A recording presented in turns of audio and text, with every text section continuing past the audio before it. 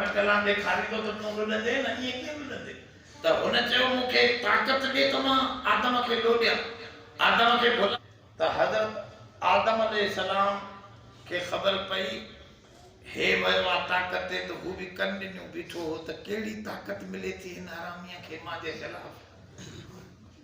अल्लाह से चयो त शैतान तोखे ताक़त इहा ॾियां थो जो आदमी हिकिड़ो पैदा थींदो तुंहिंजा बच्चा 10 पैदा थींदा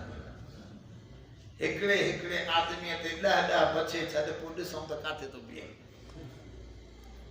आदम खे जो इहा ख़बर पई त उहो बि भॼंदो आहे सैन चंडे खे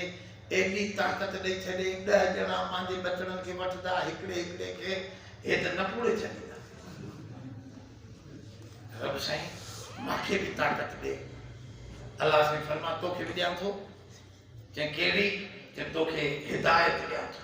हिदायत जूं 3 शयूं हिदायत जूं अकुल जी हिदायत तोखे अकुल ॾियां थो इंसानो तव्हांखे अकुल कामिल अकुल ॾियां थो पियो सोच खां कम वठंदे कॾहिं न भुलाए सघंदो शैतान 20 हुजनि पर ख़्याल विझंदा डसे तोखे बुराई ॾे कोन हलाईंदा छड़ो ख़्याल विझंदा तूं अकुल सां कुझु सोचे कम हलाइजे हिकु अकुल जी हिदायत ॾियूं था ॿियो किताब मोकिलींदासीं किताबनि में भी समझ जूं ॻाल्हियूं लिखियल आहिनि किताबनि जी ॻाल्हि पढ़जे समझजे आख़िरी किताब कलामुल्लाह ईंदी क़ुरान शरीफ़ ईंदी चई टियों नबियनि जी पावर ॾियूं था तोखे तोॾे नबूवत ईंदी वॾा वॾा नबी ईंदा आख़िर में इमामुल अंबिया सोनो मोहम्मद मुस्तफ़ा बि कान आबिदनि मां तव्हां ये 3 शयुनि जी हिदायत ते हलजो अब घणनि शयुनि जी अकुल किताब नबी वमन तबिअ हुदाय फला खौफुन अलैहिम वला हुम यहज़नून पोइ जेको बि तव्हां मञा हिदायत जी ताबेदारी कंदो अकुल खां कम वठंदो किताब पढ़ंदो कलामुल्लाह रसूल जी पैरवी कंदो उनखे कोई गम फिक्र करण न खपे शैतान 50 भी हुजन उहे पोइते थी वेंदा तूं अॻिते वधंदो ईंदे शैतान वरी सोचो त 10 सां कम न थींदो छो रिढा घणियूं हूंदियूं हिन धनार घणा हूंदा हिकु रिढा 100 हुजनि हुन शैतान ॾिठो मावारा 10 ॼणा रिढनि वांगुरु हुजनि त हे माण्हू त हिकिड़ी लठ में हकले छॾींदो त मां इहो कमु न थियो सम्झे अञा ॿी ताक़त वठणी पवंदी छो सिज हिकु हूंदो आहे सितारा किरोड़े हूंदा आहिनि हिकिड़ो सिज ईंदो आहे सभिनी जी रोशनी ख़तमु हूंदी न तंहिंजे करे अलाह साईं खे पावर कम मिन फ़िअतिन क़लीलतिन ग़लबत फ़िअतन कसीरतम बिइज़्निल्लाह थोड़ी जमात खे घणी जमात ते फतह दे त रब जो पावर सोचे सोचे शैतान जो मां खां इहो 10 सां कम न ॿी ताक़त वठां रब साईं ॾे वरी आयो साईं मां खां इन में न थियो अञा ॿी ताक़त ॾे रब साईं फरमा ताक़त तोखे ॾियां थो पर ॿीहर इन कम लाइ न अच बसि आख़िरी ताक़त तोखे ॾियां थो चए ॾियो साईं कहिड़ी चए त तूं हिन जे अंदर में घिरी वेंदे यजरी का मजरी दम इन जे खून में आदम जे खून में ईअं हलंदे जीअं खून जो दौरो आहे तूं बि अंदर हिन जे दौरो कंदे पियो घुमंदे पियो अंदर आदम खे जो ख़बर पई भई तो साईं हिन ज़ालिम खे अंदर विहारे चौकीदार थींदो आहे ॿाहिरे चोर खां घर जे चोर खां चौकीदार कहिड़ा प्यार बा हे त अंदर घर में वेठो आहे हाणे त चौकीदार कहिड़ा रखूंसि सम्झो था न तूं चवंदे त मां थो सोचां होॾो अंदरों उहो हरामी सोचां थो विझां हाणे त आदम अलैहिस्सलाम खे परेशानी थी ॾाढी रब साईं खे चई साईं हे घर जो चोर त ॾाढो ॾुख थी वियो मांजे लाइ मूंखे हिकिड़ो हमरा पियो चवे साईं कमरो बंदि हूंदो आहे अंदरों हुरकी ॾेई छॾींदो आहे कमीस लाहे रखंदो आहे ॿटियूं में पैसा पिया हूंदा आहिनि उथंदो आहे त 200-300 गुम हूंदा आहिनि जिन हिन त को दवा त दसो को दुआ त दसो मां तो सोना मता तुझी ज़ाल के पूरो खर्चो न दीदो हुजे वो वरी एडो पूरत पई कंदी हुजे जैसे मां के भी शक पवंदो आ पर कीअं कया इन खां भी बचा जो को तरीक़ो दसो मां जो इन खां बचा जो तरीक़ो कोई ना बाहरे चोर के त खबर ना है अंदर हमरा सुधो पियो या जागे तो अब बाहरे के केड़ी खबर अंदर चाहे पर हे तो सा गड पया न हिन के खबर आने खोखरा तो आने त हेनो सफाई करे वठा यो मसलो थी अब वो मारी ने बाहर रखिए तो पैसा बाकी इतने घर में आ त खैर रखे अने रोज से काडे पैसा विकाई दो किसे का पैसा आने किए कहे अब घर जो चोर दा दुखियो घर जो चोर जो कुफर का बबर खेजत कुजा मानत मुसलमानी जो जंगल खान पर खेदत कुजा मानत निगहबानी ये तो घर जो जेड़ो ताने की निगहबानी कयो अंदर जे चोर का की बचा कयो मसलो त ॾाढो क्यों थी वियो आदम अलैहिस्सलाम भी रोइंदो आयो रब साईं ये अंदर विहारी माखे बियो भी ताकत दी भी दे न माखे रब साईं फरमा तू भी दी नाच जे तोखे भी आखिरी ताकत दिया थो पर इन कम लाइ वरी नाच जे ठीक आ से दियो माखे दी ताकत भी दियो रब से फरमायो 100 साल तोखा बुराई कराए 1000 साल शैतान बुराई कराए एकड़े दी तू सच्ची दिल सां चो अस्तगफिरुल्लाह रब्बी समझो रब्बी बस यो छड़ो चंदो वेंदे हिन जे 100 साल जे कम ते पानी फेरे तो के जन्नत जो वारिस मां बणाई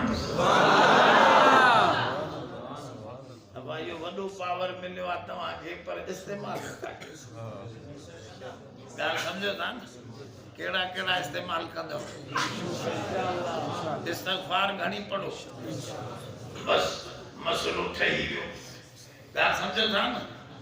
हाने एतरे ते त गाल मुत्तफिक आ जेड़ो कोने शियो भी चवे तो दरूद भी सही आ इस्तगफार भी सही आ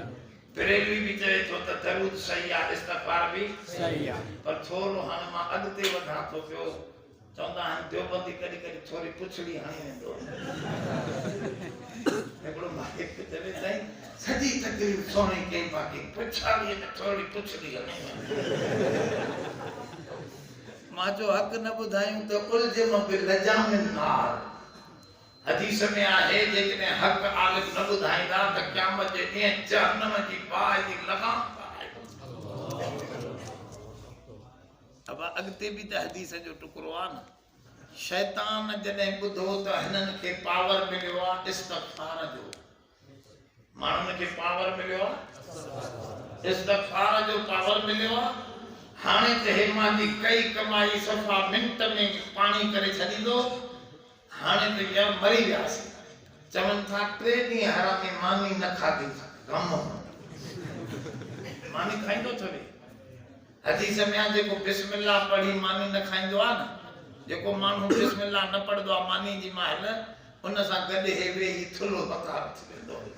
हे मानू भलो आ मजे सा माके खाराइंदो आ मानी गाल समझो था अलाए पर खानी बिस्मिल्लाह त घणा पढ़दा हुंदा पर हो चे तो हिन दौर में चायूं ॾाढियूं पिया शैतान जे तो चायूं ॾाढियूं पिया तो मां जो पिए जे वॾा वॾा बुजुर्ग भी चाहे ते बिस्मिल्लाह नथा पढ़ो गाल समझो था मौलवी न के विसरी थी वजे चाहे ते बी शय ते पढ़ूं था पर जडे चाहे अचे थी त बिस्मिल्लाह याद न समझे ये सुरपियों हणदो तो त मसलो त भई यो बाबा वो आरामी शरीक तो थे पानी ते भी बिस्मिल्लाह पढ़ो चाहे ते भी मानी ते भी समझो था न आ ये 3 डी मानी न खादे पयो कम में 3 डी ते वडो नारो हणी ते अदालत वडो मसलो हल थी पांजन पुछो साईं खैर त आहे खुशी आ जे बड़ी खुशी दी गाला मां एड़ो हल लधो आ जो हमरा इस्तगफार कंदा ही न चऊं साईं असां के बुधाए छडियो तो वो कम कयूं असां भी जे कम सवलो आ इनन खां कम करायो गुनाहन जो कम करायो पर ख्याल विझोन त यो तू सवाब करे